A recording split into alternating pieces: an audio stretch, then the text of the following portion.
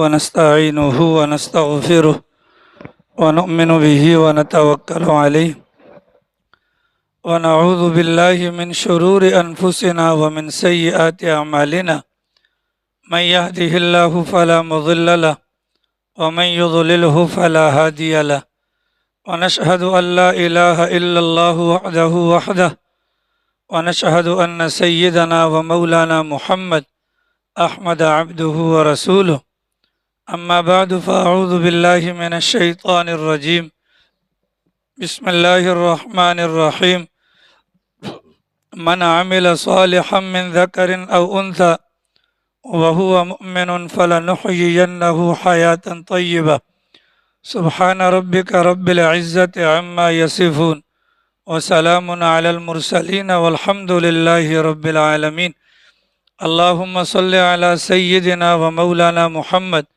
وعلى آل سيدنا ومولانا محمد وبارك وسلم اللهم صل على سيدنا ومولانا محمد وعلى آل سيدنا ومولانا محمد وبارك وسلم اللهم صل على سيدنا ومولانا محمد وعلى آل سيدنا ومولانا محمد وبارك وسلم عزیزان محترم، واجب الاحترام معزز سامعین کرام، بزرگان دین، قرآن کریم کی جو آیت مبارکہ حضرات کے سامنے تلاوت کی گئی، اللہ تعالیٰ نے اس مبارک آیت کے اندر ہم سب کے لیے ایک پتے کی بات، ایک گر کی بات بیان فرمائی ہے۔ اللہ تعالیٰ ارشاد فرماتے ہیں کہ جو کوئی بندہ بھی، بھلے وہ مرد ہو یا عورت ہو، اگر وہ نیک اعمال کرتا ہے بشرطے کہ وہ ایمان والا ہو، جو کوئی بندہ بھی، بھلے وہ مرد ہو یا عورت ہو، اگر وہ نیک اعمال کرتا ہے بشرطے کہ وہ ایمان والا ہو، فَلَنُحْيِيَنَّهُ حَيَاةً طَيِّبَةً، اللہ تعالیٰ فرماتے ہیں ہم ایسے بندے کو پاکیزہ زندگی عطا فرمائیں گے۔ جو کوئی بندہ بھی، بھلے وہ مرد ہو یا عورت ہو، نیک اعمال کرتا ہے بشرطے کہ ایمان کے ساتھ ہو، ایمان والا ہو، یہ اللہ تعالیٰ کا وعدہ ہے کہ فَلَنُحْيِيَنَّهُ حَيَاةً طَيِّبَةً، ایسے بندے کو ہم پاکیزہ زندگی عطا فرمائیں گے۔ آج دنیا بھر کے اندر عام انسانوں کا جو مزاج ہے، ہر انسان کامیابی چاہتا ہے، ہر انسان آسانی چاہتا ہے، ہر انسان ترقی چاہتا ہے۔ کسی بھی انسان کے حالات کا جائزہ لیا جائے تو کوئی بھی انسان ناکامی کا منہ دیکھنا پسند نہیں کرتا۔ ہر بندہ یہی چاہتا ہے کہ جی میں کامیاب ہو جاؤں، ہر بندہ یہی چاہتا ہے کہ میرے لیے آسانی کی سبیل نکل آئے، ہر بندہ یہی چاہتا ہے کہ دن بدن ترقیات کرتا چلا جاؤں، ترقی کی منزلوں پر چڑھتا چلا جاؤں۔ تو قرآن کریم کی اس مبارک آیت کے اندر اللہ تعالیٰ نے ان تمام لوگوں کے لیے ایک فائدے کا اور ایک گر کی بات بیان فرمائی کہ کامیابی اگر چاہتے ہو تو کامیابی کا واحد راستہ انسان کے لیے نیک اعمال ہیں۔ جب انسان نیک اعمال کو اپنائے گا، اب پھر اللہ تعالیٰ نے ان دونوں کا نام لے لیا کہ مرد ہو یا عورت ہو، گویا کہ مرد یہ نہ سمجھے کہ کامیابی صرف میرا ہی مقدر ہوگی، عورت محرومی کا شکار نہ ہو جائے، یا عورت کے دل کے اندر احساس کمتری نہ ہو۔ اللہ تعالیٰ نے دونوں کا الگ الگ نام لیا کہ مرد کامیاب ہونا چاہے یا عورت کامیاب ہونا چاہے تو دونوں کے لیے اللہ تعالیٰ نے نیک اعمال کو ضروری قرار دیا۔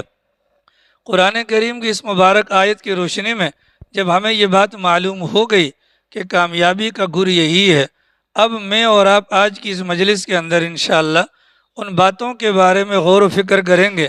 آخر ہماری کون سی کمیاں، کون سی کمزوریاں اور کون سی کوتاہیاں ایسی ہیں کہ جن کی بنیاد پر باوجود ہے کہ نیک اعمال ہماری زندگی کا حصہ ہیں، لیکن میں اور آپ کامیابی کا منہ دیکھنے کو ترس جاتے ہیں اور دن بدن مشکلات کے اندر پڑے رہتے ہیں۔ تو ہمارے بڑوں کو اللہ جزائے خیر دے، انہوں نے کامیابی کے کچھ اصول بیان فرمائے ہیں۔ ویسے تو اس کی ایک بہت لمبی فہرست ہے کہ جو بندہ کامیاب ہونا چاہے اس کو یہ کرنا چاہیے، وہ کرنا چاہیے، لیکن ہمارے بڑوں نے ان تمام باتوں کا نچوڑ 5 باتوں کے اندر بیان کیا ہے۔ 5 کوتاہیاں، 5 کمیاں ہمارے اندر ایسی موجود ہیں، اگر ان کمیوں کی اصلاح کر لی جائے، ان کمی کوتاہیوں کو اپنی زندگی سے دور کر لیا جائے، ان اپنی کمزوریوں کی نشاندہی اگر ہو جائے تو تو انسان اعمال جو کر رہا ہے ان اعمال کی روشنی میں انسان ایک کامیاب انسان اور ایک کامیاب مسلمان بن جائے گا۔ ان 5 باتوں میں سے جو سب سے پہلی بات ہمارے بڑوں نے بیان فرمائی کہ کامیابی کے راستے پر چلنے والے کے لیے جو سب سے پہلی شرط ہے یا جو سب سے پہلی بنیادی بات ہے وہ ہے اپنے علم پر عمل کرنا، وہ ہے اپنے علم پر عمل کرنا۔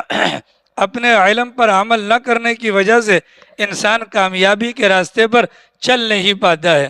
آج دنیا بھر کے اندر جب علم پر عمل کرنے کی بات آتی ہے تو بدقسمتی سے ہمارے نوجوانوں کے بلکہ پڑھے لکھے طبقے کے دماغ میں بھی یہ بات آتی ہے کہ علم پر عمل کرنے کا جو ٹھیکہ اٹھا رکھا ہے وہ یا تو علماء نے اٹھا رکھا ہے اور یا طلباء نے اٹھا رکھا ہے۔ یہ علم کی جو کہانی ہے، یہ جو عمل کی کہانی ہے، اس کے لیے مسجد اور مدرسے کی 4 دیواری کو بنیاد بنایا جاتا ہے کہ جو نمازی ہوگا اپنے علم پر عمل کرے گا، جو مدرسے کے اندر پڑھنے والا ہوگا وہ اپنے علم پر عمل کرے گا، جو خانقاہوں کے اندر جانے والا ہوگا اپنے علم پر عمل کرے گا، یا جو تبلیغ کے اندر جانے والا ہوگا وہ اپنے علم پر عمل کرے گا۔ گویا کہ جو دین کے بڑے بڑے مراکز کے ساتھ جڑا ہوا نہیں ہے وہ یہ سمجھتا ہے کہ علم پر عمل کرنے کا جو ٹھیکہ ہے ان لوگوں نے اٹھا رکھا ہے۔ تو جب علم پر عمل کرنے کا ٹھیکہ ان لوگوں نے اٹھا رکھا ہے تو جو ان اداروں سے باہر ہیں پھر ان لوگوں کو کامیابی کے خواب نہیں دیکھنے چاہیے، ان لوگوں کو کامیابی کے بارے میں سوچ اپنے دماغ میں نہیں رکھنی چاہیے۔ تو ہماری کامیابی کے راستے کے اندر جو سب سے پہلی اور بڑی رکاوٹ ہے اپنے علم پر عمل نہ کرنا۔ اب وہ علم بھلے دین کا ہو، وہ علم بھلے دنیا کا ہو، یعنی کہ اگر دنیاوی اعتبار سے اگر ایک بندہ ڈبل ایم اے کر لیتا ہے تو ڈبل ایم اے دنیاوی اعتبار سے سب سے بڑی اعلیٰ ترین ڈگری ہے، ایک بہت بڑی تعلیم کی سند اس کے پاس موجود ہے۔ جب اتنا بڑا تعلیم یافتہ بندہ ہے جب وہ روڈ کے اوپر نکلتا ہے تو اس کا علم اس کو فائدہ نہیں پہنچاتا۔ ہمیں نظر آتا ہے کہ راستے میں جاتے ہیں، روڈ پر آگے سے ریلوے پھاٹک آ جاتا ہے، ٹرین گزرنا ہوتی ہے، ایک روڈ وہ ہے جس پر ہم جا رہے ہیں اور ایک روڈ وہ ہے جو آنے والی ہے، تو ٹرین کے انتظار میں سامنے سے پھاٹک بند ہو جاتا ہے۔ اب وہ بندہ جو دنیاوی اعتبار سے اعلیٰ تعلیم یافتہ ہوتا ہے اس کو نظر بھی آ رہا ہے آگے پھاٹک بند ہے، اس کو نظر بھی آ رہا ہے کہ سینکڑوں کی تعداد میں گاڑیاں رکی ہوئی ہیں، لیکن اس کے باوجود وہ ہارن بجاتا ہے۔ اس کا ہاتھ جو ہارن کے اوپر لگتا ہے اور من کے اندر یا اس کی جیب کے اندر جو تعلیم کی ڈگری ہے اس تعلیم نے اس کی ذات کو فائدہ نہیں پہنچایا۔ ایسا ہوتا ہے کہ نہیں ہوتا؟ پھر بسا اوقات وہ ہائپر ہو جاتا ہے، ہائپر ہو کر جس لائن میں وہ جا رہا ہوتا ہے اس لائن سے اپنی گاڑی کو خالی والی روڈ کے اوپر لے آتا ہے۔ جب ٹرین گزر جاتی ہے، پھاٹک کھل جاتا ہے، آنے والے روڈ پر اس کی گاڑی کھڑی ہے، وہ گاڑیاں جب آتی ہیں یہ گاڑی کو یوں بھی نہیں کر سکتا، یہ گاڑی کو سیدھا بھی نہیں لے جا سکتا۔ اس ایک بندے کی بے صبری کی وجہ سے کتنے انسانوں کو تکلیف ہوئی، تو یہاں والے بھی کہیں گے کتنا جاہل اور وہاں والے بھی کہیں گے کتنا جاہل۔ ہر دیکھنے والا سننے والا کیا کہے گا؟ یہ کتنا بڑا جاہل آدمی ہے، حالانکہ وہ جاہل نہیں ہے، اس کے پاس علم موجود ہے، دنیاوی اعتبار سے ایک بہت بڑی ڈگری ہے، لیکن موقع محل کے اعتبار سے اس علم پر عمل کرنے کا اس کو موقع نہ ملا، یا علم پر عمل کرنے کا جو موقع تھا اس موقع سے فائدہ نہیں اٹھایا۔ لہذا اس کی تعلیم کی ڈگریوں کو دیکھ کر بجائے یہ کہ کوئی اور بندہ اس سے متاثر ہو جائے وہ نفرت کا اظہار کرے گا، اللہ میرے بیٹوں کو ایسا نہ بنائے، اللہ میرے بیٹوں کو ایسا نہ بنائے۔ تو یہ بندہ جس کی وجہ سے دوسرے بندے اس تعلیم سے کٹ رہے ہیں، تو یہ اگر کامیاب ہوتا اس کے پیچھے وہ دنیا چلنے والی ہوتی۔ جب یہ ناکام ہوا اپنی ذات کے اعتبار سے اس کے پیچھے چلنے والا کوئی بھی نہیں ہوگا۔ روڈ کے اوپر آپ دیکھیں کہ ہم جا رہے ہوتے ہیں، ہمارے پاس موٹر بائکیں ہوتی ہیں لیاری کے اندر، کیونکہ جو کاروں والے تھے اللہ کے فضل سے وہ تو گئیں، وہ تو کاریں وغیرہ تو ساری ضبط ہو گئی نا۔ اب جو موٹر سائیکل، عالمگیر بھی ہاتھ پہ تو خیر تو ہے، کیا ہوا؟ خیر تو ہے؟ اچھا جی، جو موٹر بائکوں والے ہیں، جو کاروں والے ہیں، جب یہ روڈ پر گاڑی چلاتے ہیں تو جناب والا پاکستان کے اندر آپ رہتے ہیں، جس ملک کے اندر آپ رہتے ہیں اس کا شناختی کارڈ بھی آپ کے پاس ہے، یہ شناختی کارڈ علامت ہے آپ نے ایک عہد کیا ہے، جیسے ہم نماز پڑھتے ہیں نا، الحمدللہ رب العالمین الرحمن الرحیم مالک یوم الدین، اللہ تعالیٰ کے 3 صفات کا بیان ہے۔ اس کے بعد ہم کیا کہتے ہیں؟ ایاک نعبد و ایاک نستعین۔ یہ اللہ میاں سے ایک عہد ہوتا ہے، اللہ میاں سے ایک وعدہ ہوتا ہے، ایک معاہدہ ہوتا ہے کہ خدایا عالم ارواح کے اندر جو آپ کو ہم نے رب مانا تھا، ہم اپنے اس عہد کو بھولے نہیں ہیں، ہم نماز کی ہر رکعت کے اندر اپنا یہ عہد دہراتے ہیں۔ یہی حال ہمارے شناختی کارڈ کا بھی ہے۔ شناختی کارڈ ہمارا جب بنتا ہے تو ہم حکومت پاکستان سے معاہدہ کرتے ہیں، ہم پاکستانی ہیں اور بحیثیت پاکستانی آپ جو جو قوانین ہم پر لاگو کریں گے ان تمام قوانین کی پاسداری کرنا ہمارے ذمے میں فرض ہوگا۔ جب ہم روڈ پر جا رہے ہوتے ہیں، آگے لال بتی جل رہی ہوتی ہے، اس لال بتی کے جلنے کے باوجود میں اور آپ، حالانکہ ہمیں معلوم ہے، اس بات کا ہمیں علم ہے کہ لال بتی جلنے پر گاڑی کو روکنا ہے، ہری بتی کے جلنے پر گاڑی کو چلانا ہے، علم ہے نا، لیکن اس علم ہونے کے باوجود میں اور آپ کیا کرتے ہیں؟ جلد بازی کے چکر میں کراس مارتے ہیں، دائیں دیکھیں گے ٹریفک والا، بائیں دیکھیں گے ٹریفک والا کوئی نہیں ہے، تو میں اور آپ بے صبری کا مظاہرہ کرتے ہیں۔ نتیجہ کیا ہوتا ہے کہ روڈ پر جہاں پر یہ سگنل لگے ہوتے ہیں وہ چورایا ہوتا ہے، اس میں 4 اطراف سے گاڑیاں آ رہی ہوتی ہیں، میں یہ سمجھوں گا میرے ایک کے کرنے سے کیا ہوگا، لیکن میرے ایک کے اس عمل کی وجہ سے کسی اور کی جان بھی تو جا سکتی ہے، میرے اس ایک کے عمل کی وجہ سے ٹریفک جام ہو سکتا ہے، کسی کے حالات کے اندر تبدیلی بھی تو آ سکتی ہے۔ اب مجھے علم ہے کہ لال پر رکنا ہے پر میں نہیں رکا، تو گویا کہ جو علم میرے پاس تھا میرے علم نے مجھے فائدہ نہیں دیا، تو جب میرا علم مجھے فائدہ نہیں دے گا اس وقت تک میں کامیاب نہیں ہو سکتا۔ آج کون سا ایسا انسان ہے کہ جس کو پتہ نہیں ہے کہ اللہ کی نعمت کو ضائع نہیں کرنا؟ ایسا کوئی ہے؟ ہر بندہ یہ سمجھتا ہے اللہ کی نعمت کو ضائع نہیں کرنا، لیکن جب اللہ کی نعمت سامنے آتی ہے اس بات کا علم بھی ہوتا ہے یار یہ اللہ کی نعمت ہے، لیکن جب اس نعمت کے استعمال کا وقت آتا ہے ہم ضائع کرنے والی بات کو بھول جاتے ہیں۔ پانی اللہ کی کتنی بڑی نعمت ہے، پانی اللہ کی کتنی بڑی نعمت ہے، اسی پانی کو استعمال کرنا ہوتا ہے۔ ہم برش کر رہے ہوتے ہیں، نل کا کھلا ہوتا ہے اور پانی نالی کے اندر بہہ رہا ہوتا ہے، یہ اللہ کی نعمت ضائع ہو رہی ہے کہ نہیں؟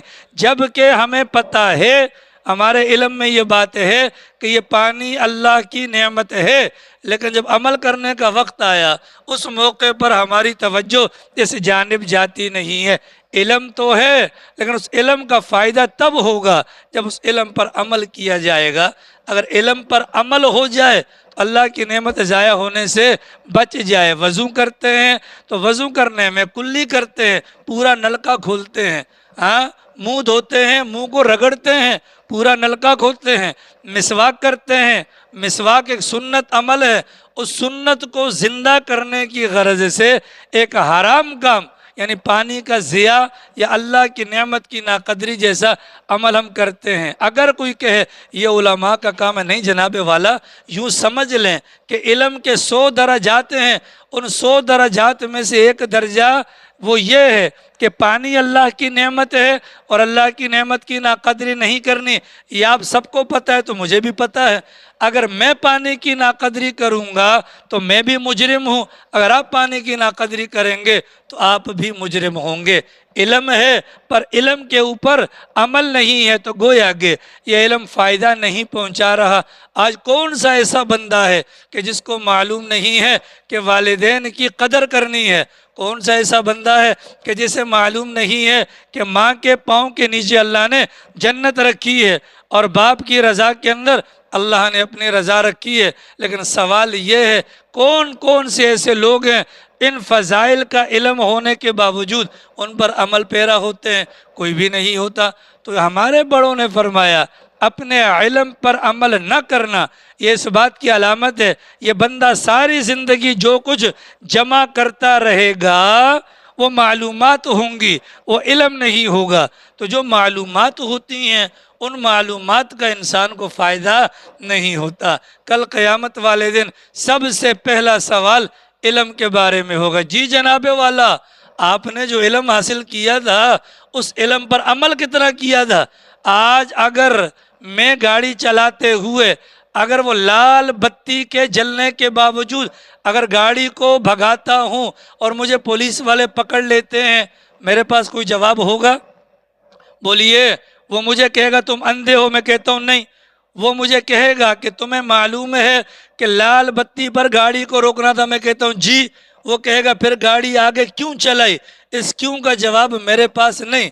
تو جب ہم انسانوں کو جواب نہیں دے سکتے اپنے علم پر عمل نہ کرنے کا، تو اللہ میاں کو کیا جواب دیں گے؟ اللہ میاں کو کیا جواب دیں گے؟ جب آج ہم پانی کو ضائع کرتے ہیں، اللہ کی نعمت کی ناقدری کرتے ہیں، کوئی ہم سے یہ کہتا ہے اللہ کے بندے تو کیوں ضائع کر رہا ہے، اس کیوں کا جواب ہمارے پاس نہیں۔ پھر وہ اگلا سوال پوچھے گا آپ کو معلوم ہے کہ پانی اللہ کی نعمت ہے؟ ہم کہتے ہیں جی الحمدللہ مجھے پتہ ہے۔ اگلا کہے گا جب تجھے پتہ ہے تو جواب دے، جب پانی اتنا لگتا نہیں ہے تو نے پانی اتنا لگایا کیوں؟ جب ہم انسان کو جواب نہیں دے سکتے تو ہم اللہ میاں کو جواب دے دیں گے۔ اس بات کے لیے انسان اپنے دل سے پوچھے کہ میں اپنے علم پر عمل کتنا کر رہا ہوں۔ سگریٹ پینے والے حضرات جب وہ سگریٹ کی ڈبی کو کھولتے ہیں نا تو اس کے اوپر والی جگہ پر لکھا ہوتا ہے تمباکو نوشی صحت کے لیے مضر ہے، اور آگے ایک ہونٹ کی تصویر ہوتی ہے اور وہ ہونٹ یہاں سے کٹا ہوا، ٹھیک ہے، اور بسا اوقات لکھا ہوتا ہے سگریٹ نوشی منہ کے کینسر کا سبب ہے، ٹھیک ہے۔ جو بھی ڈبیا خریدے گا اگر وہ پڑھا لکھا ہوگا ڈبیا کے اوپر تحریر شدہ عبارت کو بھی پڑھے گا، اپنی آنکھوں سے وہ تصویر کو بھی دیکھے گا۔ ایک ہوتا ہے عین الیقین اور ایک ہوتا ہے علم الیقین۔ اس نے پڑھ لیا، اس کو علم الیقین کا درجہ حاصل ہو گیا، تصویر کو دیکھ لیا، اس کو عین الیقین کا درجہ حاصل ہو گیا، اس کے باوجود وہ ڈبیا کھول کر سگریٹ کی اندر سے سگریٹ نکال کر منہ سے لگاتا ہے، تو کیا کہیں گے؟ چندہ علم تو ہے لیکن علم پر عمل نہیں ہے۔ جب ہم انسانوں کو جواب نہیں دے سکتے تو اللہ میاں کو جواب دیں گے۔ کل قیامت والے دن قبروں سے اٹھنے کے بعد اللہ میاں کی بارگاہ میں جانے کے بعد پہلے قدم پر 5 سوال ہوں گے۔ ان میں سے پہلا سوال یہی ہوگا جی چندہ آپ کو جو علم دیا گیا تھا علم پر عمل کتنا کیا تھا؟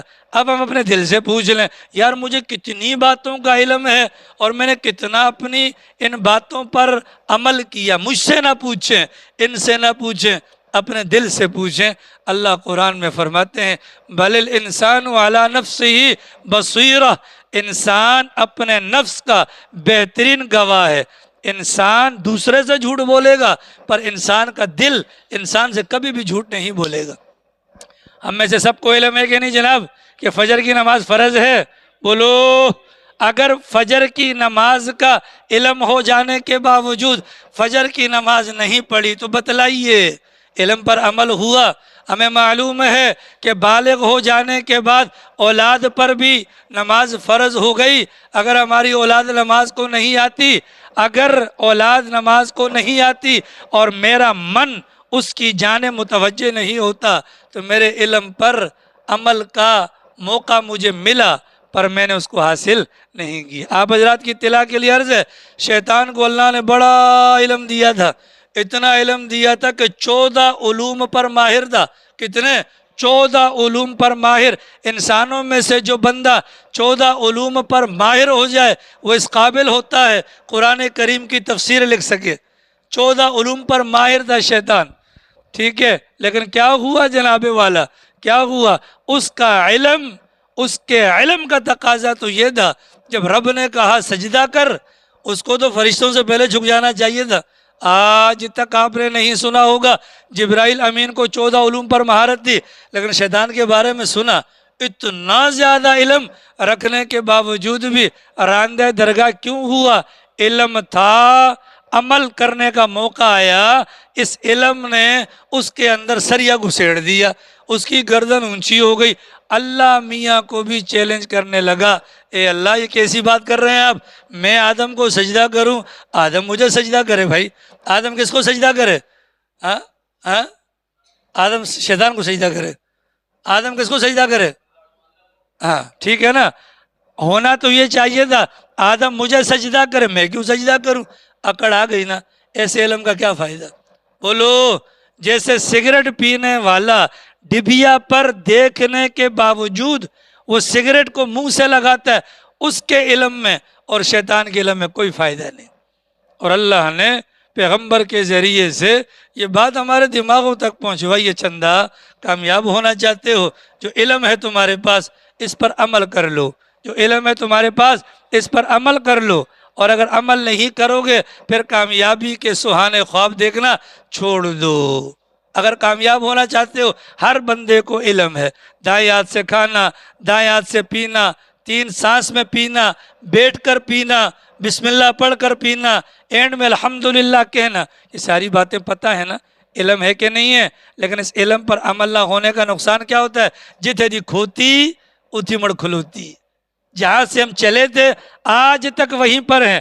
اگر بچپن سے اگر ہم وہ فوجی کٹ کروا رہے تھے، مرتے دم تک فوجی کٹ، بچپن سے شلوار کے پائنچے ٹخنوں سے نیچے تھے تو مرتے دم تک، بالغ ہونے کے بعد جو داڑھی کے اوپر رندہ مارنا شروع کیا، مرتے دم تک۔ اللہ کے پتہ ہے، اللہ کے پتہ ہے، اس پتہ ہونے کا کیا فائدہ جناب؟ یہ تو معلومات ہیں نا جناب، یہ معلومات ہیں، تو معلومات پر اللہ تعالیٰ نے کوئی وعدہ نہیں کیا۔ یرفع اللہ الذین آمنوا منکم، اللہ تعالیٰ مقامات بلند فرماتے ہیں تم میں سے ان لوگوں کے جن کو اللہ نے ایمان کی دولت دی، والذین اوتوا العلم، جن کو اللہ نے علم دیا۔ علم نام ہے کس کا؟ علم نام ہے جاننے کا، حال کے امر کو پہچاننے کا۔ علم نام ہے، بابا جی تسبیحات چھوڑ دیں، علم نام ہے جاننے کا، حال کے امر کو پہچاننے کا۔ اس وقت میرے رب کا کون سا حکم میری جانب متوجہ ہے؟ اگر اس حکم کی طرف میرے قدم اٹھتے ہیں تو میں عالم، اور اگر قدم نہیں اٹھتے تو میں عالم نما تو ہو سکتا ہوں، یا علماء کے لبادے میں تو ہو سکتا ہوں، میں عالم دین نہیں ہوں۔ تو ہمارے بڑوں نے کیا فرمایا؟ سائیں عتیق سومرو، ہمارے بڑوں نے فرمایا اگر کامیابی چاہتے ہو، 5 کوتاہیاں ہماری زندگی کا حصہ ہیں، ان 5 کوتاہیوں کو اپنے اندر سے نکال لیا جائے۔ ان میں سے پہلی کوتاہی کا نام ہے اپنے علم پر عمل نہ کرنا۔ یہ بہت بڑی کوتاہی ہے جس نے ہمارے راستے میں بند باندھا ہوا ہے، ہمیں پتہ بھی ہے لیکن اس کے باوجود ہمارے اندر یہ کمیاں کوتاہیاں موجود ہیں۔ تو کوشش کریں گے انشاءاللہ جن باتوں کا علم ہے ان پر عمل کرو بھائی، جن باتوں کا علم ہے ان بات بیٹھ کر مراقبہ کریں، دماغ پر زور ڈالیں، مجھے کن کن باتوں کا علم ہے۔ جب مجھے ان باتوں کا علم ہے تو پھر مجھے سوچنا چاہیے نا کہ میری زندگی میں عمل کتنا ہے۔ اگر عمل ہے الحمدللہ، اور اگر عمل نہیں ہے تو انا للہ۔ ٹھیک ہے جی؟ ہمارے بڑے فرماتے ہیں کامیابی کے راستے میں دوسری بڑی رکاوٹ جو ہمارے لوگوں کے اندر موجود ہے وہ یہ ہے کہ بڑوں کی نصیحت پر عمل نہ کرنا، بڑوں کی نصیحت پر عمل نہ کرنا۔ یہ جو بڑے لوگ ہمیں نصیحتیں کرتے ہیں، ان نصیحتوں کے الفاظ کے پیچھے بیان کرنے والے کی زندگی کا نچوڑ اور خلاصہ ہوتا ہے۔ دیکھو دنیا کے اندر 2 طریقے ہیں، ایک طریقہ یہ ہے انسان کسی کی سن کر کامیاب ہو جائے، اور دوسرا طریقہ یہ ہے انسان خود میدان میں جائے اور دھکے کھانے کے بعد وہ کامیاب ہو جائے۔ آج آپ دیکھتے ہیں کہ کہیں پر بھی نوکری کے لیے اگر اپلائی کیا جائے، درخواست دی جائے، ان کی ڈیمانڈ کیا ہوتی ہے؟ تجربہ کتنا ہے بھیا؟ پہلے کہیں کام کیا ہے؟ تجربہ کتنا ہے آپ کا؟ اخبارات کے اندر دیکھیں کہ جہاں کہیں پر بھی مزدور کی ضرورت ہے وہ تجربہ مانگتے ہیں۔ تجربہ کیوں مانگتا ہے؟ وہ جو دکان کا مالک، فیکٹری کا مالک، اس کے دماغ کے اندر بات ہوتی ہے جو بندہ تجربہ کار ہوگا وہ غلطیاں نہیں کرے گا، وہ غلطیاں نہیں کرے گا۔ کوئی بندہ دکان پر جاتا ہے کام سیکھنے کے لیے، کوئی بندہ دکان پر جاتا ہے کام سیکھنے کے لیے۔ اب جب وہ دکان پر کام سیکھنے کے لیے جائے گا تو اس کے کام کے 2 پہلو ہیں۔ پہلی چیز اس نے دماغ میں بٹھانی ہے میں نے کیا کیا کام کرنا ہے، یہ چند دنوں کے بعد آ جائے گا۔ لیکن جو دوسرا پہلو ہے وہ بڑا خطرناک ہے کہ میں نے کون سا کام نہیں کرنا، میں نے کون سا کام نہیں کرنا، تو کون سا کام کرنا ہے چند دنوں کے بعد وہ ماہر ہو جائے گا، لیکن کون سا کام نہیں کرنا اس کے لیے اس کو کافی وقت لگ جاتا ہے۔ تو یہ جو بڑوں کی ہماری نصیحتیں ہوتی ہیں، ان بڑوں کی زندگی کا نچوڑ ہوتا ہے، ان کا خلاصہ ہوتا ہے۔ اگر ان کی نصیحتوں پر عمل کر لیا جائے تو انسان کو ڈبل محنت نہیں کرنی پڑتی، پھر انسان کیا ہو جاتا ہے؟ کامیاب ہو جاتا ہے، پھر انسان کیا ہو جاتا ہے؟ کامیاب ہو جاتا ہے۔ اللہ نے قرآن میں فرمایا، اے پیغمبر صلی اللہ علیہ وسلم وذکر فإن الذکر تنفع المؤمنین، آپ ایمان والوں کو نصیحت کیا کریں، اس لیے کہ نصیحت ایمان والوں کو فائدہ پہنچاتی ہے۔ آ رہی سمجھ میں؟ حضرات صحابہ کرام، دنیا کا معاملہ ہو یا دین کا معاملہ، رسول اکرم صلی اللہ علیہ وسلم ایک ایک بات میں مشورہ کرتے تھے۔ جن باتوں کو آپ اور میں معمولی سمجھتے ہیں، صحابہ ان باتوں کو بھی جا کر پیغمبر کے سامنے بیان کر دیا۔ یا رسول اللہ، میرے بھائی کا پیٹ خراب ہو گیا، میرے بھائی کو موشن لگ گئے۔ اللہ کے نبی نے فرمایا، جائیے ان کو شہد پلائیے۔ شہد پلا کر واپس، یا رسول اللہ پہلے سے زیادہ حالت خراب ہو گئی۔ اللہ کے نبی نے فرمایا، جائیے ان کو شہد پلائیے۔ دوسری مرتبہ پلایا، دوبارہ آ کر رپورٹ دی، یا رسول اللہ پیٹ مزید خراب ہو گیا۔ فرمایا، جائیے اور ان کو شہد پلائیے۔ تیسری مرتبہ پلانے کے بعد چوتھی مرتبہ آئے تو کہا، سرکار نے فرمایا، جائیے اور ان کو شہد پلا کر آئیے، اس لیے کہ تمہارے بھائی کا پیٹ جھوٹ بول سکتا ہے، اللہ کا قرآن جھوٹ نہیں بول سکتا۔ اللہ نے شہد کے اندر شفا رکھی ہے، اللہ نے شہد کے اندر شفا رکھی ہے۔ چوتھی مرتبہ شہد پلایا گیا اور ان کے بھائی کی طبیعت ٹھیک ہو جاتی ہے۔ یہ کیا ہے؟ بات بات میں پیغمبر سے جا کر مشورہ۔ پیغمبر مدینہ میں رہتے ہیں، انصار کی کسی خاتون سے کسی صحابی نے شادی کرنی تھی۔ یا رسول اللہ فلاں گھرانے کے اندر رشتہ بھیجنے کا ارادہ ہے، آپ ذرا مشورہ دیجئے نا۔ اللہ کے نبی علیہ السلام نے فرمایا، رشتہ کرنے سے پہلے ایک نظر دیکھ لینا، اس لیے کہ انصار کی عورتوں کی آنکھوں میں کچھ نہ کچھ خرابی ہوتی ہے۔ پیغمبر کے سامنے آ کر بات رکھتے ہیں اور پھر پیغمبر نصیحت کرتے ہیں، ان نصیحتوں کا فائدہ ہوتا ہے۔ ان نصیحتوں کا کیا ہوتا ہے؟ فائدہ ہوتا ہے۔ آج ہمارا نوجوان طبقہ ماں باپ کی، استاد کی، مولوی کی، پیر صاحب کی نصیحت نہیں سنے گا۔ ان کو کیا پتہ یہ کون ہے؟ دقیانوس لوگ ہیں۔ یہ کون ہے؟ یہ دقیانوس لوگ ہیں، یہ پتھروں کے زمانے کے لوگ ہیں۔ پیغمبر علیہ السلام نے آج سے 1400 سال پہلے یہ بات ارشاد فرما دی تھی، قرب قیامت کی علامات میں سے یہ ہے کہ بندہ اپنے دوست کو دوست سمجھے گا اور اپنے باپ سے پیٹ پھیرے گا۔ آج آپ دیکھ لیں مشورہ کس سے ہے؟ دو نوجوان آپس میں مشورہ کرتے ہیں، کاروبار کے حوالے سے مشورہ کرتے ہیں، سفر کے حوالے سے۔ یہ بھی نوجوان وہ بھی نوجوان، آپس میں مشورہ ہوگا تو یہ تو ایسا ہی ہے کہ اندھا اندھے کو راستہ دکھائے گا تو دونوں ملک کے ڈمپر کے نیچے آئیں گے۔ یاری سمجھ شریفہ میں تو ہمارے بڑوں نے فرمایا، ہماری ناکامی کی وجہ بڑوں کی نصیحت پر عمل نہ کرنا، بڑوں کی نصیحت پر عمل نہ کرنا، یہ ہماری کامیابی کی راہ میں رکاوٹ ایک بہت بڑی حائل ہے۔ آج والدین کہتے ہیں یہاں شادی نہ کرو، اور بچہ بضد ہوتا ہے نہیں یہی شادی کرنی ہے، پھر ماں باپ بھی مجبور ہو جاتے ہیں۔ اپنے دل پر ہاتھ رکھ کر بتاؤ، ایسا کوئی مائی کا لال ہے؟ شاید 100 میں 2 بندے ہوں کہ جن کا رشتہ ان کے ماں باپ نے اپنی اولاد کی مرضی کے بغیر کروایا ہو اور ان کے گھر پہ طلاق ہوئی ہو، شاید 2% ہوں گے۔ اور خود جو ماشاءاللہ کالجوں میں، یونیورسٹیوں میں یا بسوں کے اندر یا چوراہوں پر جو ماشاءاللہ منہ کر کے رشتے کرتے ہیں، ماں باپ کی نصیحت پر عمل نہیں کر، وہ بتلاتا ہے باپ کے بیٹا اس کے ساتھ موٹر سائیکل پہ نہیں بیٹھ، یہ لفنگا ہے، یہ تعلیم اس کے پاس نہیں ہے۔ لیکن وہ بچہ کیا سمجھتا ہے؟ میرے باپ کو کیا پتہ؟ کیا کہتا ہے؟ میرے باپ کو کیا پتہ؟ جب وہ نصیحتوں پر عمل نہیں کرتا تو پھر آپ کو معلوم ہوگا کہ کراچی کے جناح اسپتال کے ایمرجنسی کے اندر ہر قسم کے مریض کو لیا جاتا ہے، لیکن موٹر سائیکل کے ایکسیڈنٹ والے کو نہیں لیا جاتا۔ معلوم ہے نا حضرت؟ آپ حضرات کو معلوم ہوگا شاید۔ وجہ کیا ہے؟ یہ بڑوں کی نصیحت پر عمل نہ کرنے کا نقصان ہے، بڑوں کی نصیحت پر عمل نہ کرنے کا۔ لقمان حکیم نے ایک مرتبہ جا رہے تھے کہ سفر پر ایک بندہ تھا بالکل ہماری طرح، وہ یعنی کہ خام خواہ کا، جس کو نہیں بولتے خام خواہ، تو اس کی عادت ہی ہر ایک کو بولتا تھا چھیڑ لگانے کے لیے. تو لقمان حکیم رنگت کے اعتبار سے کالے تھے اور لوگوں کا جھمگٹا ہوتا تھا، سب کو معلوم تھا لقمان حکیم. اس نے بھی ازرو مذاق لقمان حکیم کو چھیڑنے کے لیے کہ مجھے بھی کوئی نصیحت کر دیں. تو لقمان حکیم نے چلتے ہوئے کہا کہ جب تک تم سے تمہاری کوئی چیز نہ مانگے کبھی بھی دینا مت. جب تک تم سے تمہاری کوئی چیز کوئی نہ مانگے دینا مت. اس نے کہا ٹھیک ہے جی. نمبر 1. اچھا حضرت کوئی اور نصیحت کر دیں. نمبر 2 نصیحت یہ ہے کہ جب تم کبھی بھی سفر پر کسی کے ساتھ جانے لگو اس کا نام پوچھ لینا. نمبر 3 حضرت کوئی اور نصیحت کر دیں. نمبر 3 اگر کوئی بندہ جا رہا ہو پیچھے سے آواز کبھی بھی مت دینا. یہ نصیحت کی باتیں تھیں. عمل کر لیتا تو کیا ہی اچھا ہو جاتا.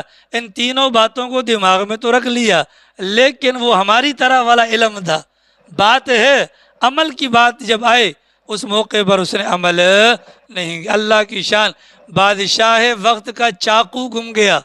بادشاہ وقت نے کہا کہ جو میرا چاقو مجھے ڈھونڈ کر لا کر دے گا اس کو اتنا دیا جائے گا. اللہ کی شان یہ ہے اس بندے کے پاس جو چاقو تھا بادشاہ کے چاقو کی طرح کا چاقو تھا. ٹھیک ہے. بادشاہ کے اعلان کو سن کر یہ بندہ لالچ میں آیا، اپنا چاقو لے جا کر بادشاہ کو دکھایا. بادشاہ بھی ہکا بکا رہ گیا. بادشاہ نے سمجھا یہ میرا ہی چاقو ہے. یہ کیا ہے؟ یہ میرا ہی چاقو ہے. لہذا بادشاہ نے چاقو لیا، جلاد کو کہا اس کی گردن کو کاٹ دیا جائے. اس ظالم نے بادشاہ کا چاقو استعمال کیا یا چرایا. تو دیکھیے لقمان حکیم کی نصیحت کام آئی کہ نہیں. بادشاہ نے کیا کہا جب تک تم سے تمہاری کوئی چیز نہ مانگے از خود اس کو مت دینا. تو ہمارے بڑے فرماتے بھیا ناکامی کا راستہ یہی ہے. انسان اپنے بڑوں کی نصیحت پر عمل نہیں کرتا اور جب تک عمل نہیں کرے گا وہ کامیاب کبھی بھی نہیں ہوگا. موٹر سائیکل سیکھنی ہوتی ہے تو بھائی کسی نہ کسی کے تھپڑ کھانی ہے کہ نہیں؟ بولو. اگر آپ کہتے ہیں میں کتاب سے پڑھ لوں گا یا مجھے 2 زبانی سمجھا دیں گے انشاءاللہ ڈمپر آپ کے اوپر سے چلا جائے گا. آپ موٹر سائیکل ولی خان نیچے سے نکال نہیں پائیں گے. آ رہی سمجھ میں؟ آج ولی خان بڑا پیارا لگ رہا ہے ماشاءاللہ. آیا لیٹ ہے لیکن پہلی سب میں پہنچ گیا. اللہ جنت میں بھی آپ کو ایسے لے کر جائے کندھے پھلانگتے. آ رہی سمجھ شریفہ میں جی. اللہ ہم سب کو بڑوں کی نصیحتوں پر عمل کرنے والا بنائے. آ رہی سمجھ. ہمارے بڑوں نے فرمایا تیسری بڑی کوتاہی کمزوری جو ہمارے من کے اندر موجود ہے، ہم غلطیاں تو کرتے ہیں پر غلطیاں کرنے کے بعد ان غلطیوں پر استغفار نہیں کرتے. غلطیاں کرتے ہیں بھائی غلطی تو انسان سے ہوگی، اس لیے کہ اگر انسان گناہ کرنا چھوڑ دیں، اگر انسان سارے کے سارے سائیں عتیق کی طرح نیک ہو جائے یا پیچھے والوں کی طرح نیک ہو جائے، اللہ پاک سارے انسانوں کو مار دے گا.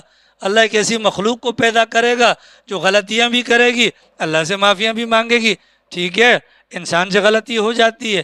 غلطی کرنا اتنا برا نہیں ہے، البتہ غلطی کرنے کے بعد اس غلطی پر استغفار نہ کرنا یہ بہت بڑی برائی ہے. یہ بہت بڑی کیا ہے؟ برائی ہے. اب جب غلطی پر عمل، اگر ایک انسان غلطی پر استغفار کرنا شروع کر دے گا تو نتیجہ کیا ہوگا؟ اللہ معاف کر دے گا، اللہ معاف کرے گا. اس غلطی کی بنیاد پر آنے والی مشکلات ہمارے راستے سے ہٹ جائیں گی نا. جب استغفار کی بنیاد پر رکاوٹیں ہٹ گئیں تو پھر ہماری کامیابی ہم سے کوئی بھی چھین نہیں سکتا. آ رہی سمجھ شریفہ میں نہیں آ رہی؟ بولو. اللہ تعالیٰ قرآن کریم کے اندر فرماتے ہیں عذاب سے بچاؤ کے 2 راستے. عذاب سے بچاؤ کے 2 راستے. عذاب سے بچاؤ کے 2 راستے. عذاب سے بچاؤ کے 2 راستے. عذاب سے بچاؤ کے 2 راستے. کھولو اللہ کا قرآن. 9ویں سپارے کے اینڈ میں اللہ فرماتے ہیں عذاب سے بچاؤ کے 2 راستے. نمبر 1 راستہ، پہلا راستہ وَمَا كَانَ اللَّهُ لِيُعَذِّبَهُمْ وَأَنْتَ فِيهِمْ. اے پیغمبر صلی اللہ علیہ وسلم اللہ ان لوگوں کو کبھی بھی عذاب نہیں دے گا جب تک آپ ان کے درمیان میں موجود ہیں. ٹھیک ہے، گویا کہ پیغمبر کا وجود اللہ کے عذاب کی راہ میں رکاوٹ ہے. اب پیغمبر تو موجود نہیں ہے، پیغمبر تو اپنی حیات مکمل کر کے دنیا سے چلے گئے، تو بعد والے لوگوں کو اللہ کے عذاب سے بچانا ہے تو کیسے بچائیں گے؟ اللہ تعالیٰ فرماتے ہیں وَمَا كَانَ اللَّهُ لِيُعَذِّبَهُمْ وَهُمْ يَسْتَغْفِرُونَ. اگر یہ لوگ استغفار کرتے رہیں گے تب بھی ان پر عذاب نازل نہیں ہوگا. پیغمبر موجود نہیں ہیں، ہم استغفار سے بچنے کے لیے دوسرا راستہ اختیار کر لیں تو گناہ کرتے ہیں، غلطیاں ہم سے ہوتی ہیں، یہ کوئی بری بات نہیں ہے، لیکن فرمایا گیا ان غلطیوں پر استغفار تو کیا جائے تاکہ اللہ کے عذاب سے بچ جائیں. آج ہماری روزی کے اندر تنگی ہے، آج ہمارے گھروں کے اندر پریشانی ہے، آج بہن بیٹی کے رشتے کے لیے گھر والے پریشان، ماں سوچ سوچ کر بیسیوں بیماری کا شکار ہو جاتی ہے. یہ بڑے عذابات ہیں، یہ بڑے عذابات ہیں کہ پورا ٹبر کما رہا ہے پر اس کے باوجود بھی پورا نہیں ہو رہا. ہماری بیٹی ویل ایجوکیٹڈ ہے، سب کچھ پڑھی لکھی ہے، خوبصورت بھی ہے، پھر بھی رشتہ نہیں ہو رہا تو ماں باپ کے لیے بہت بڑا عذاب ہے. تو وہ اگر اس عذاب کی صورت میں بچاؤ کا راستہ کیا ہے؟ وہ استغفار ہے. وہ کیا ہے؟ استغفار ہے. وہ کیا ہے؟ استغفار. ہم کسی کو کہہ دیں بھائی استغفار کر، وہ کیا کہتے ہیں میں نے کون سا گناہ کر لیا؟ او بھیا گناہ کے بعد استغفار تو فرض ہو جاتا ہے. اگر آپ کا بچہ گھر پر بغیر کوئی غلطی کیے اگر آپ سے آ کر کہتے ہیں امی مجھے معاف کر دیں، ابو مجھے معاف کر دیں، اماں ابا کو پتہ بھی ہے اس نے غلطی کوئی نہیں کی، آپ کے من میں اس بچے کے لیے کتنا پیار آئے گا کہ نہیں آئے گا؟ بولو، پیار آئے گا کہ نہیں آئے گا؟ اگر بغیر غلطی کے استغفار کریں گے اللہ کی رحمت کو کھینچنے کا یہ سبب بنے گا. اسی بنیاد پر تو سرکار نے تعلیم کیا ارشاد فرمائی اپنے بارے میں روزانہ کی بنیاد پر 100 مرتبہ استغفار کرتا ہوں. کتنی مرتبہ؟ ہم کتنی مرتبہ کرتے ہیں؟ ہماری توبہ یہ توبہ توبہ بھائی توبہ میں یہ کرنے کی ضرورت نہیں ہے. ہاں توبہ توبہ توبہ ہمارے ہزارے وال توبہ توبہ توبہ، یہ توبہ نہیں ہے بھیا.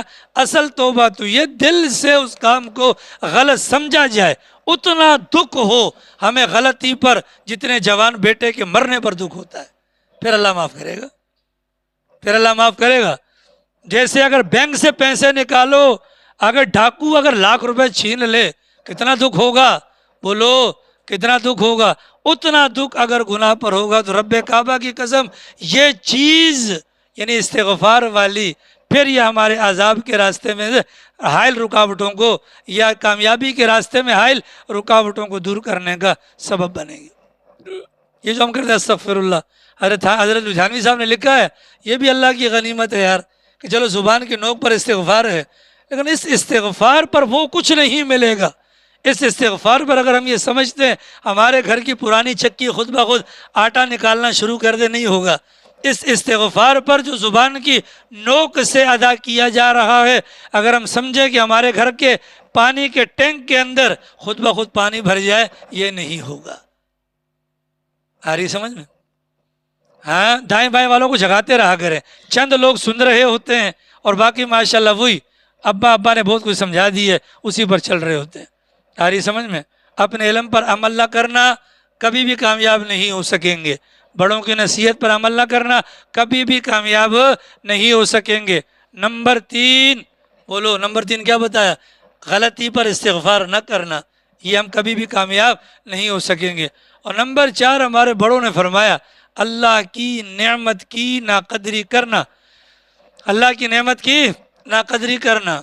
جب اللہ کی نعمت کی ناقدری کی جاتی ہے نا تو اللہ تعالیٰ اپنی نعمتوں کو چھین لیتے ہیں. ایک دنیاوی اعتبار سے انسان کی کامیابی کیا ہے؟ اس کو دل کا سکون مل جائے. دل کا سکون تبھی ملے گا جب اس کے کھانے پینے کے معاملات حل ہوں، اس کی اولاد کے معاملات حل ہوں، اس کے گھر بار کے خاندان کے معاشرے کے معاملات حل ہوں. ٹھیک ہے؟ اب یہ جو سارے کے سارے معاملات جب حل نہیں ہوتے تو بندہ بے سکون ہو جاتا ہے. پھر جو کم صبرہ ہوتا ہے اس بے سکونی کو بنیاد بنا کر وہ موت کو گلے لگانے کے لیے تیار ہو جاتا ہے، خودکشی کر لیتا ہے. ٹھیک ہے؟ حالانکہ پیدائشی اعتبار سے اللہ نے اس کو مواقع دیے تھے، اس نے اللہ کی نعمتوں کی ناقدری کی، اللہ کی نعمتوں کی کیا کی؟ ناقدری کی۔ اس ناقدری کا نتیجہ کیا ہوتا ہے؟ اللہ تعالیٰ وہ نعمتیں واپس لے لیتے ہیں۔ جب اللہ کی ذات نعمتیں واپس لیتی ہے تو بندہ ڈپریشن کا شکار، یہی ڈپریشن اس کی کامیابی کے راستے کے اندر بہت بڑی رکاوٹ ہے۔ ایسا ہے کہ نہیں ہے؟ اللہ تعالیٰ نے بنی اسرائیل کے 3 بندوں کی طرف وہ جو فرشتوں کو بھجوایا تھا، واقعہ یاد ہوگا آپ حضرات کو۔ پہلے بندے کے پاس گیا، برس کا مریض، سفید دھبے، بدن سے بدبو۔ آنے والے نے کہا بھائی خیر تو ہے، کیا بتاؤں جی، مرا ہوا ہوں جی، جسم سے بدبو، یہ دھبے دیکھو۔ اچھا کام وام کی سناؤ، کاروبار ہے ہی کوئی نہیں، ساتھ رکھنے کو کوئی تیار نہیں۔ آنے والے نے کہا اللہ تعالیٰ تیری زندگی کو بہتر کرے، تیری بیماری کو دور کرے، اللہ تجھے روزی دے۔ اللہ کی شان، یہ دعا دینے کے بعد ایک اونٹ اس کے حوالے کر دیا اور چل دیا جی۔ آگے گیا کہ گنجا ہے، گنجا، ہاں آگے گئے تو گنجا تھا۔ گنجے کو کہا ہاں بھائی تمہارے کیا معاملات ہیں؟ کہا جی گنجا پن ہے، لوگ جدھر سے جاؤ تو برکت کے لیے تھپڑ مارتے رہتے ہیں، ساتھ بٹھانے کو کوئی بھی تیار نہیں ہے، مالی اعتبار سے بھی کمزور ہوں۔ دعا دے دی اللہ تیرے بال اگائے، اللہ تیرے کاروبار میں برکت دے۔ ایک گائے اس کے حوالے کر دی۔ آگے گئے ایک لول، ایک اندھا ہے، دونوں آنکھیں نہیں۔ اسے پوچھا کیا معاملات ہیں؟ کہ جی پسا ہوا ہوں جی، جس ماں کو ماں کہتا ہوں آج تک اس کو دیکھ نہیں سکا، جس باپ کو باپ کہتا ہوں آج تک اس کی شکل نہیں دیکھ سکی۔ تمہارے لیے تو رات اور دن کا فرق ہوگا، میرے لیے تو دن بھی رات ہے اور رات تو ویسے بھی رات ہے۔ اس کے لیے بھی دعا کر دی اللہ تیری بینائی کو واپس کر دے، اور جاتے جاتے ایک بکری حوالے کر دی۔ کافی عرصہ گزر گیا، تینوں کی حالت کے اندر تبدیلی آ گئی، تینوں کی حالت کے اندر تبدیلی آ گئی۔ وہ پہلے والے کے پاس آیا،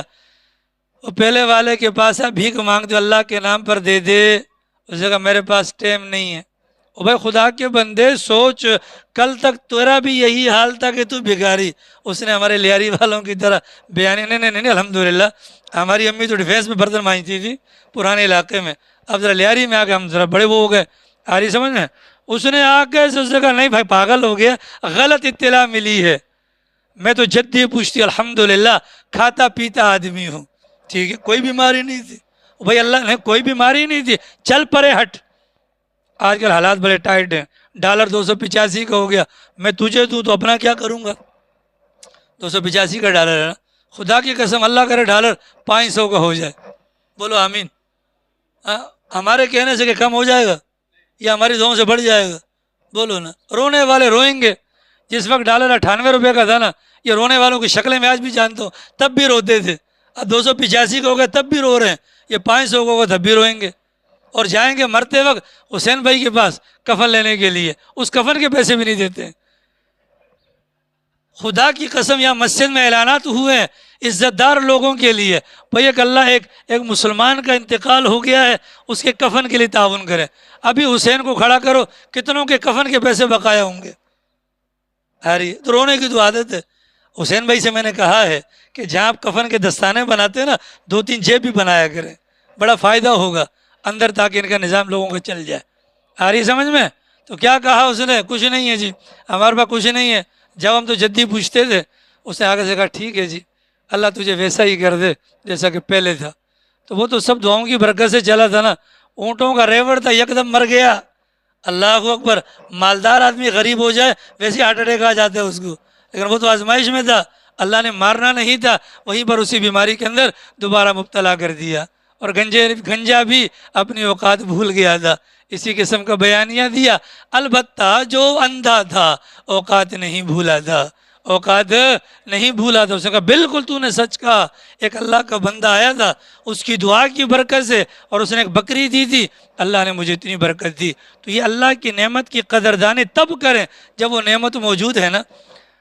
آپ حضرات نے دیکھا ہوگا ہمارے یہاں جب کسی کا انتقال ہو جاتا ہے تو قبر کے اوپر پھول پھینکے جاتے ہیں، ایسا ہوتا ہے کہ نہیں؟ اور میت کے اوپر بھی پھول رکھے جاتے ہیں۔ کبھی بیٹھ کر سوچا یہ پھول آئے کہاں سے، یہ پھول کیوں ڈالے جاتے ہیں؟ کبھی سوچ جا نہیں؟ جتنے دی کھوتی ہوتی عمر کھلوتی، ہم نے دوسروں کو دیکھا۔ اور خدا کے بندوں، یہ عیسائیوں کا طریقہ کار ہے، یہ عیسائیوں کا طریقہ کار ہے، اپنے مرنے والے پر وہ پھول پھینکتے ہیں۔ ابھی ملکہ الزبتھ کا انتقال ہوا، پھول دیکھے تھے؟ آ رہی سمجھ؟ ہم مسلمان ہیں، اپنے مردے کو جاتے جاتے ہم اس کو عیسائی کر کے ماریں گے۔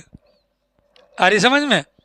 ان کے اس عمل کو دیکھ کر کسی انگریز غیر مسلم نے کہا تھا کہ مرنے پر جو پھول پیش کر رہے ہو، کاش اس کی زندگی کے اندر اگر یہ پھول لے کر آتے، اس بندے کو خوشی ہو جاتی۔ اب وہ چلا گیا نا، اب اس کے بعد پھول لے کر آنے سے کوئی فائدہ ہوگا؟ جب اللہ کی نعمت ہوگی، اس نعمت کی قدردانی ہوگی، تو پھر انسان کے راستے میں رکاوٹ، حائل جو رکاوٹیں ہیں، اللہ تعالیٰ ان کو دور کریں گے۔ اور پانچویں بات ہمارے بڑے فرماتے ہیں، ہماری ناکامی کی وجہ یا کامیابی کے راستے کی رکاوٹ، اپنے کندھوں پر اپنے چاہنے والوں کو قبرستان میں دفن کر کے آتے ہیں، لیکن ان کی موت سے پھر بھی عبرت نہیں پکڑتے۔ کوئی ہے ایسا مائی کا لال جو یہ کہے کہ ہمارے گھر سے آج تک کوئی جنازہ نہیں اٹھا؟ بولو ہے، لیکن قبرستان کے باہر قدم رکھیں گے تو دل کی دنیا تبدیل ہوتی ہے کہ نہیں ہوتی؟ بولو۔ تو کامیابی کے لیے یہ 5 کوتاہیوں کو دور کرنا ہوگا۔ نمبر 1، اپنے علم پر عمل کرنا ہوگا، بڑوں سے نصیحتیں لینی ہوں گی، غلطیوں پر استغفار کرنا ہوگا، اللہ کی نعمتوں کی قدردانی، اور مرنے والوں سے عبرت پکڑیں گے تو انشاءاللہ میں اور آپ بھی کامیاب ہو جائیں گے۔ اللہ پاک توفیق۔